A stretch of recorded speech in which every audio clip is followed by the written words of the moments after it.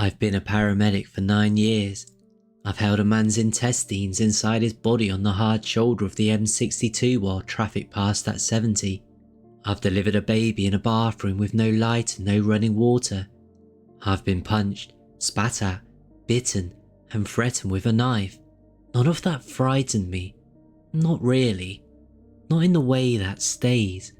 But if the address 14 Marchfield Lane ever appears on my dispatch screen again, I will take off my uniform, leave the ambulance where it's parked, and I will never go back.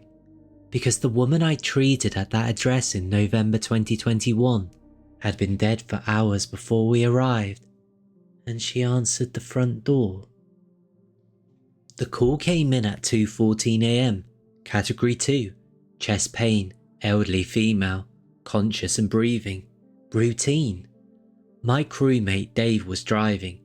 We pulled up to a mid-terrace house, porch light on, curtains drawn, normal. I grabbed the response bag and I knocked. She opened the door within seconds, mid-70s, night dress, slippers, grey hair pinned back, calm, polite. She said, "Thank you for coming. It's my chest. It started about an hour ago." She turned and walked us into the hallway.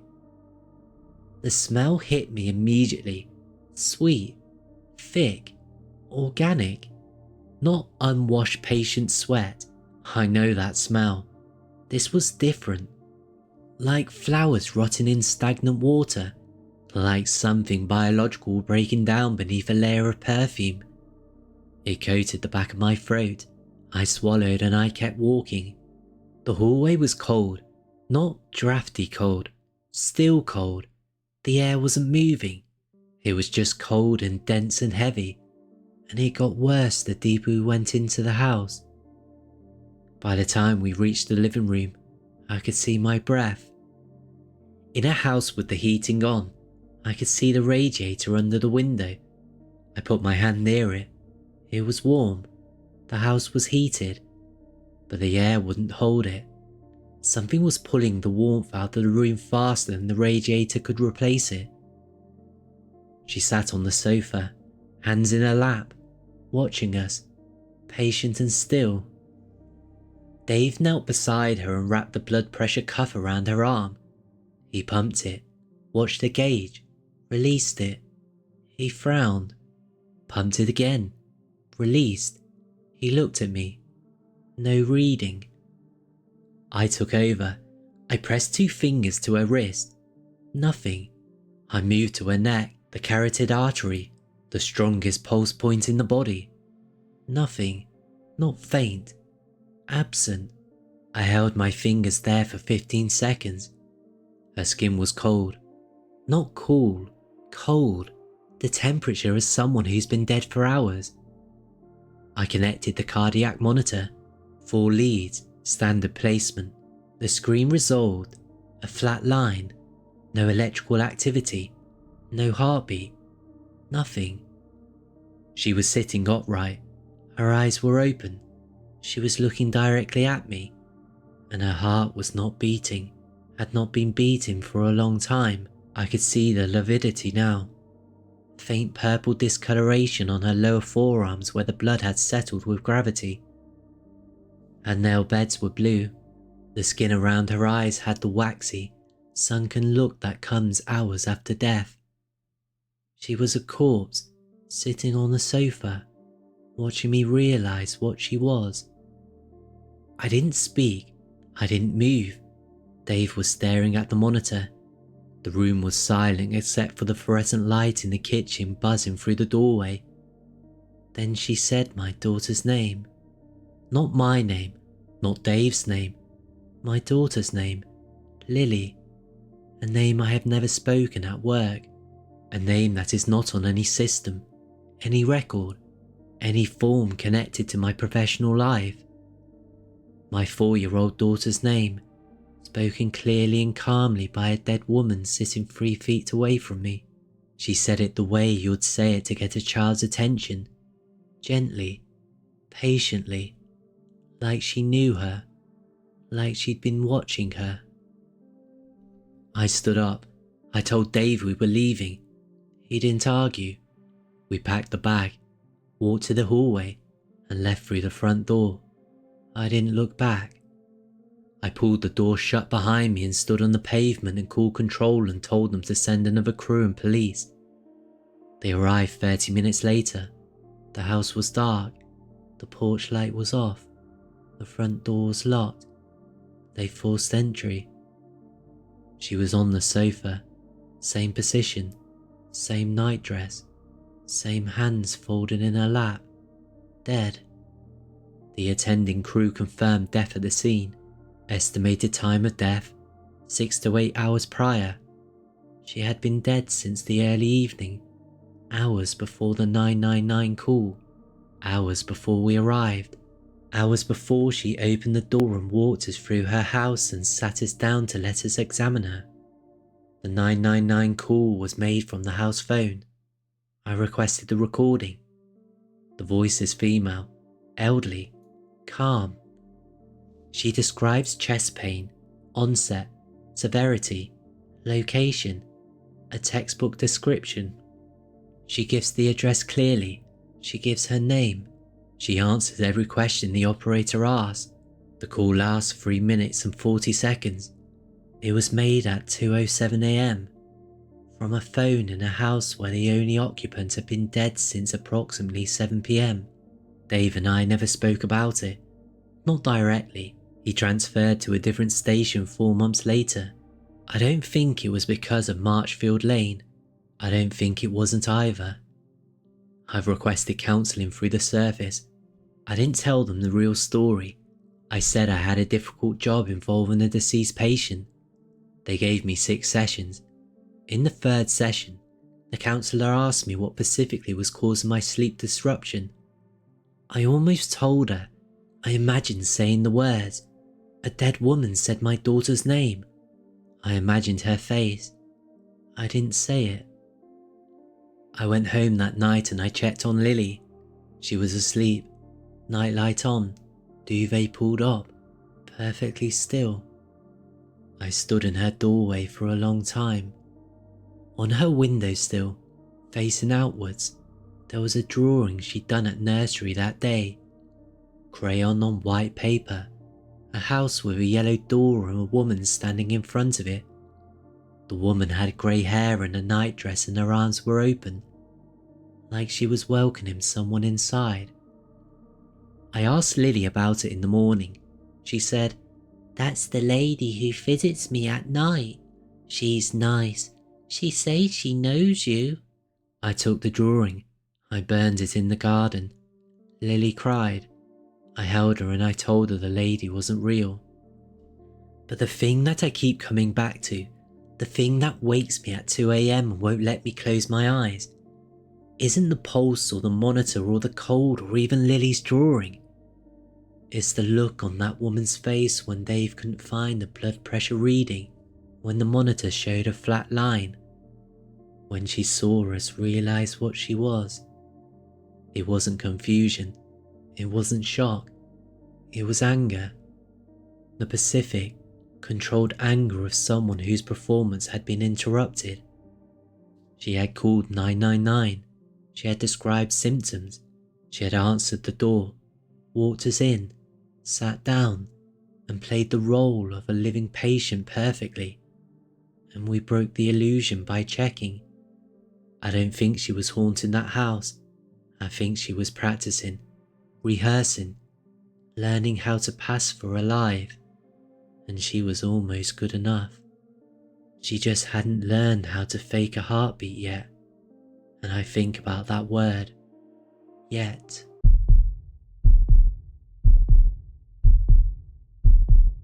At 3 AM on a night shift in January 2023, I was sitting in the back of an ambulance with a 19-year-old boy who was dying, suspected overdose, unconscious, GCS of 3, the lowest score possible, which means no eye opening, no verbal response, no motor response, completely unresponsive.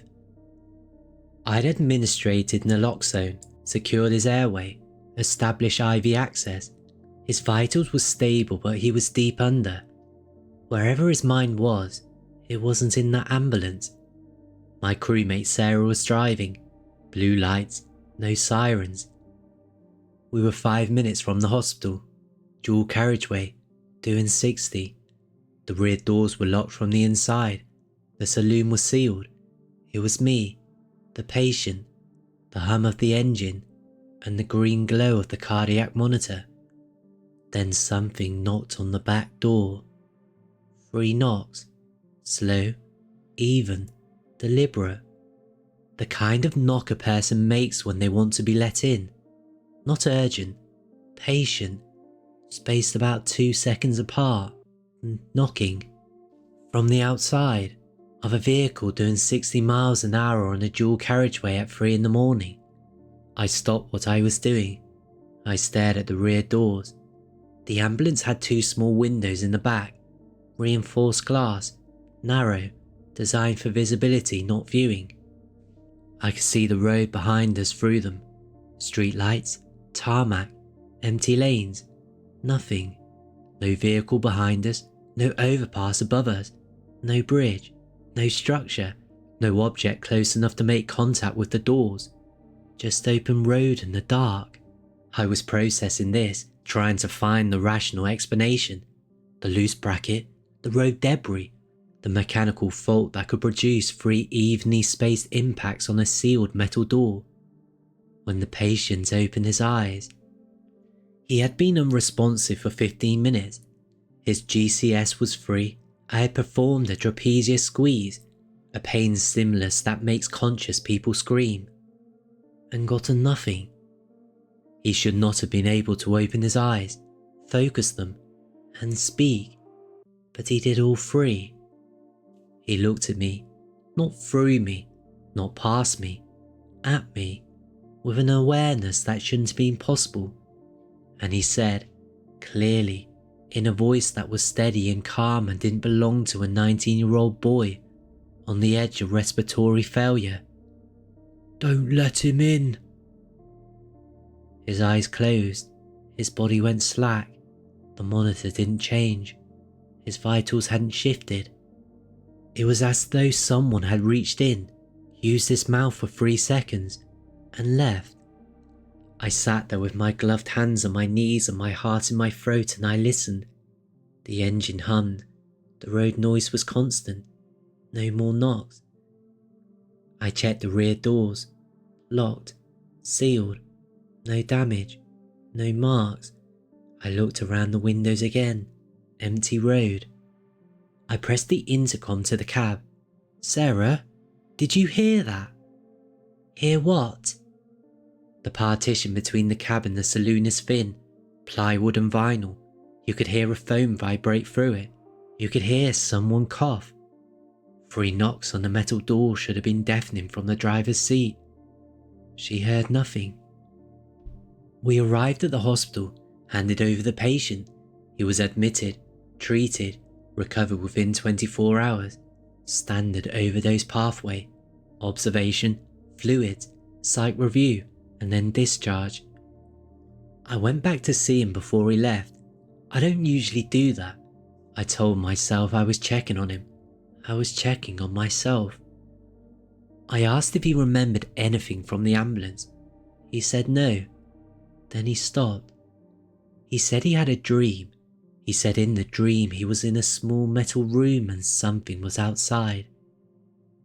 He said it was knocking, but the knocking wasn't a request. It was a test. It was checking whether the door would hold. He said he knew, not thought, not feared, knew that if it got through the door, it wasn't leaving with the paramedic. It was leaving with him. He said, "In the dream, it already knew my name.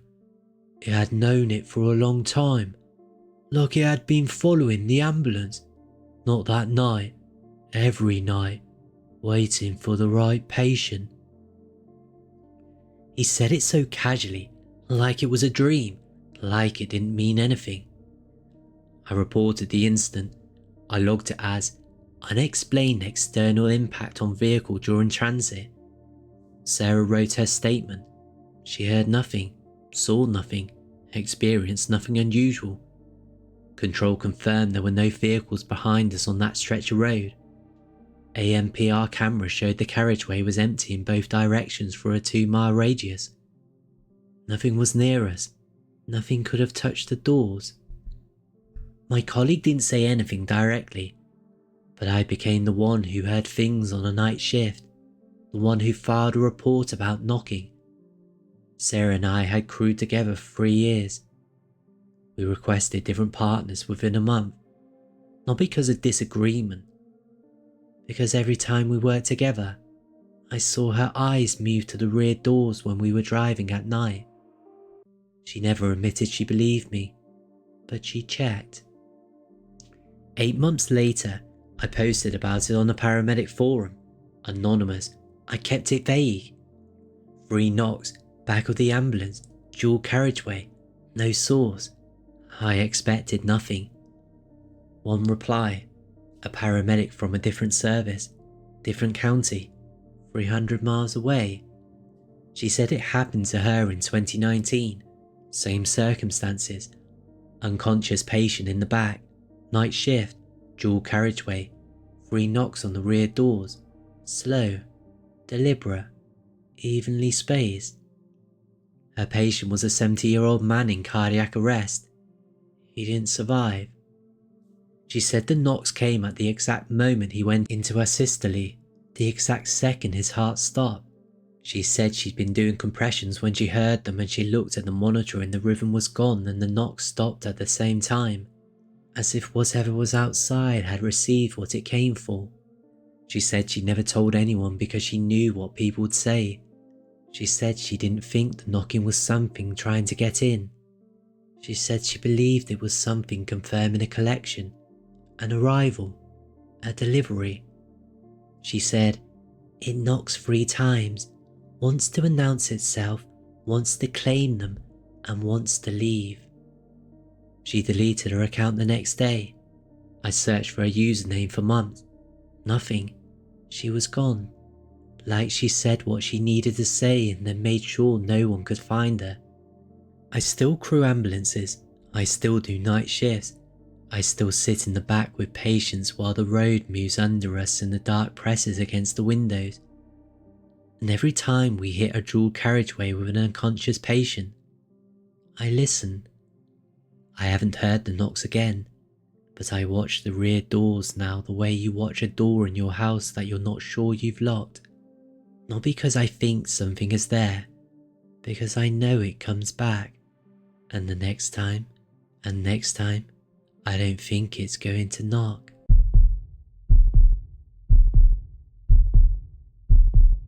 In March 2022, at 1:47 AM, my crew was dispatched to a cardiac arrest at 27 Greystone Road. The call was Category 1, the highest priority. Patient was not breathing. Bystander CPR in progress. Every second mattered. My crewmate Rich hit the blues and we were moving within 40 seconds of the dispatch dropping. We'd been to Greystone Road before, a long residential street on the eastern edge of town. Victorian terraces, bay windows, wheelie bins on the pavement. We knew the road. We knew the numbering. Odd numbers on the left, even on the right. We pulled up and I jumped out and I started looking for number 27. Number 23, number 25, then a wooden fence, a strip of overgrown ground about 6 meters wide, weeds growing through cracked concrete, then number 29, then 31. Number 27 wasn't there. There was no building, no door, no windows, no letterbox, just a gap between 2 houses where a house should have been, filled with rubble and brambles and a silence that felt deliberate. A radio control. We're on the scene at Greystone Road. There's no number 27. Can you confirm the address? Control confirmed. 27 Greystone Road. The call was still active. The caller was still on the line. A female voice, calm, giving updates to the operator. She was saying, He's not breathing. I'm doing compressions. Please hurry. I stood on the pavement outside the gap where 27 should have been, and I heard a phone ringing. Not from a nearby house, not from a car. From below me, underneath the ground. A telephone ringing beneath the pavement, muffled by soil and concrete and whatever was left of the foundations of a house that no longer existed. Rich came and stood beside me. He heard it too. His face changed. He took a step back. I knocked on number 25. A woman answered. 60s, dressing gown, reading glasses pushed up on her forehead. She looked at the ambulance and then she looked at me and said, "Not again." I asked her what she meant. She said, "You're looking for number 27. It wasn't a question. She told me there hadn't been a house at number 27 for over 40 years. It was demolished in 1979 after a fire. She said a family had lived there, a couple and 2 young children. The fire started in the early hours of the morning. The father got out. He called for an ambulance from the neighbour's phone. The mother and both children didn't make it. She said the mother was found in the upstairs hallway. She'd been trying to reach the children's rooms. I asked her what she meant by, "Not again." She said ambulances have come to that address before, not often, once every few years, always at night, always the same call, cardiac arrest, patient not breathing, bystander performing CPR, always the same voice on the line, always the same result, a crew standing on the pavement, staring at a patch of ground where a house used to be, while a woman who died in 1979 told a 999 operator that she was trying to save someone. I went back to the gap. The ringing had stopped. But I could hear something else now, faint, coming from below the ground. Not a phone, a voice, small, high, a child's voice, saying one word over and over, muffled by earth and rubble and 43 years of silence. "Hurry!" I felt it in my stomach before I heard it in my ears. The sound wasn't travelling through the air. It was coming up through the ground, through the soles of my boots, through the bones of my legs. A vibration as much as a sound. A child asking me to hurry, from beneath the foundations of a house that burned down before I was born. Rich grabbed my arm. He said, "We need to go." I didn't argue. We drove back to the station in silence. I submitted the job as address not found, no patient contact. Control logged the 999 call as a hoax, case closed, no follow-up. But I pulled the call recording, 41 minutes, the full duration of the 999 call. The woman's voice is calm throughout, measured, coherent, pacific. She describes the scene in detail. A man on the floor, not breathing, no pulse. She says she's performing chest compressions. She counts them out. 1, 2, 3, 4. In perfect rhythm. Textbook rate. The operator coaches her. She responds appropriately. She sounds experienced, like she's done it before. At the 38-minute mark, the operator asks her to check for a pulse. There's a pause. Then the woman says, "I think he's gone." Her voice doesn't break. It empties, like a light being turned off behind her eyes. And then, in the background, behind her voice, behind the operator's questions, a sound becomes audible that the operator noted in her logbook but couldn't explain. Fire. The crackle and roar of an active structural fire, growing louder, consuming the call. In March 2022, on a calm, windless night, the 999 system recorded the sound of a house burning to the ground at an address that had been rubble for 4 decades. The call disconnects at 41 minutes. The operator's final note reads, "Call ended. Sounds of structural fire audible in background. No fire service dispatch requested. Caller did not call back. I became obsessed. I went to the local archives. I found the newspaper clipping from January 1979. Front page of the local gazette. Family tragedy as fire claims 3 lives. The mother was 31. The children were 4 and 6. The father survived with burns to his hands and arms. He called 999 from number 25 at 2:03 a.m. The ambulance arrived at 2:14 a.m. 11 minutes. I went back to Greystone Road one more time. Daytime. I knocked on number 25. The same woman answered. I asked about the father.